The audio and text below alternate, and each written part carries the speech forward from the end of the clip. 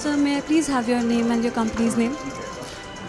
Myself, Irfan Hanif, country head of Seabury Solutions, Spain, looking after the Indian and SAARC countries operations.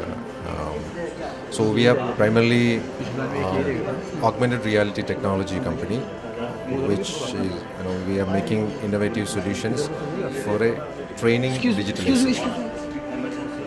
Can you please tell me something about your company?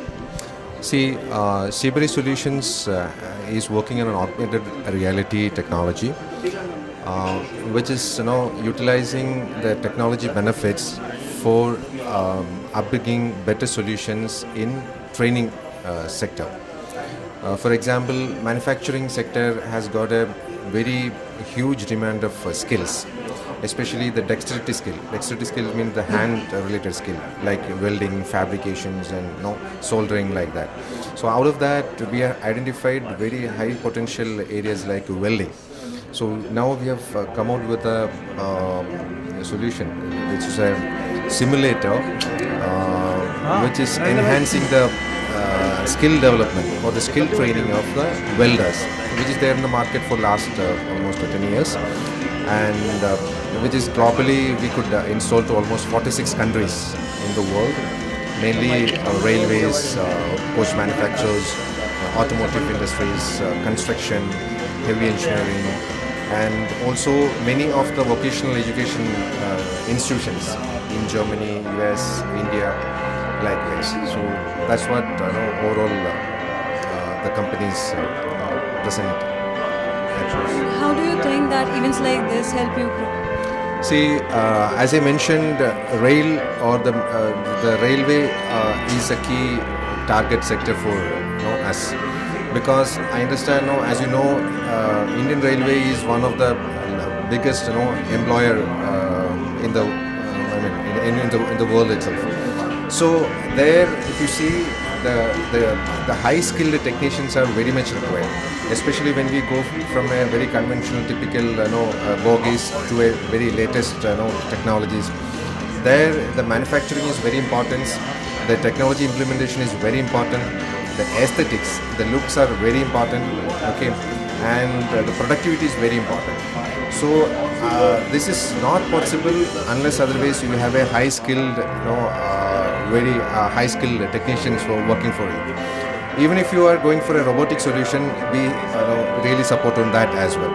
So this is something targeting high labor oriented, labor intensive sectors, where railway is one among that. So that's a main reason why we are part of this show. And how do you view railways and metro in KU in 2030? So 2030, I think we are setting up a big vision for the railways. Okay, so surely the kind of budget allocations, the kind of visions we are putting forward, it's really promising, and it's very certain things which are coming up, and very realistic. Okay, because mobility is one of the major part of even the human civilization, okay, or the part of the progress.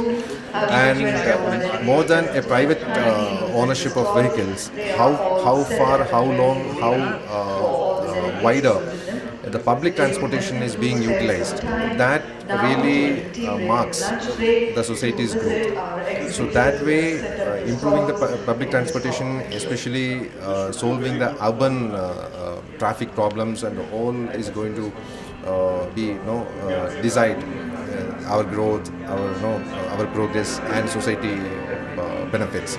So that way, the vision 2030 for the railways are really vital and going to play a key role, and that is surely going to give India a big thrust in terms of metros, coach manufacturing, designs, okay, and new, faster, safer solutions. And how well do you think that Indian Railways has progressed in the last few years? I think, see, as we know, railways are the connecting bridges, the connecting links, okay, between this wider, big, highly populated country, and the kind of changes, whether it is in the infrastructure, whether it is in the speed, whether it's in the signaling, automation, and safety. Okay, I should say the technologies which are brought in, like in LHB or the other new metro systems. So the kind of safety parameters which we added is really tremendous, and I think we are really in a progressive knot. Great. And what do you think about the upcoming budget?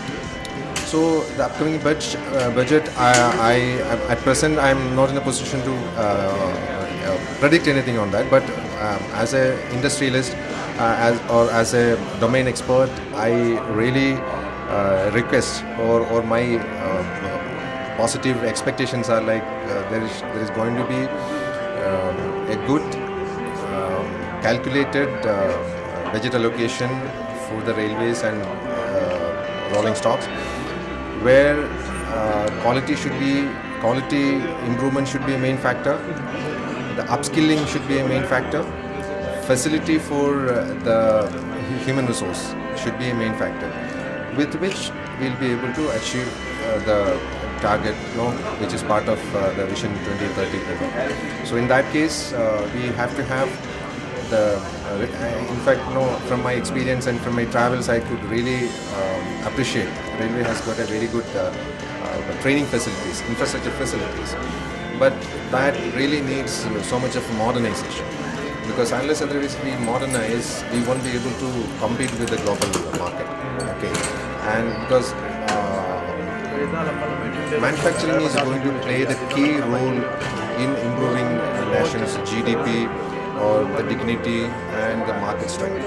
So manufacturing, a high quality manufacturing really needs a training of the workforce. So that workforce training has to happen at all internal factories, where there should be a dojo centers, where a training center which is very close, very accessible for the technicians. Okay, and another thing is a centralized training center where workforce from the different parts should be able to come utilize the modern facilities, okay, and match it with the global standards of the benchmark of quality levels. So that way the modernization in terms of facility, in terms of technology which is being utilized, and also the faculty training is very important. Training of the trainer is very important, by which the new persons will be getting trained. This should help in two ways. One, the quality improvement, the upskilling of the existing workforce. Second thing is giving job to the youngsters. Okay, the technicians or the graduates or the postgraduates. At this more to a vocational students employment, where the employment opportunities, the labor strength is going to increase. So there also, along with their curriculum, the modern facilities should be taught to them, so that they will be very much employable, ready to work from the day they are recruited. So that way the entire paradigm has to happen. So I'll just repeat it. The existing facilities has to be modernized, and also that modernization should reflect even on the institutions, the technical institutions where these students are passing out. So that's the thing should happen. So in that way, the budget allocation should plan up the training facilities, and also adopting a few ITAs and things like that, so that the grassroots changes are happening, which will ultimately reflect on our growth. That's all. Okay. Thanks for sharing your views, sir. Pleasure having you. Thank you so much.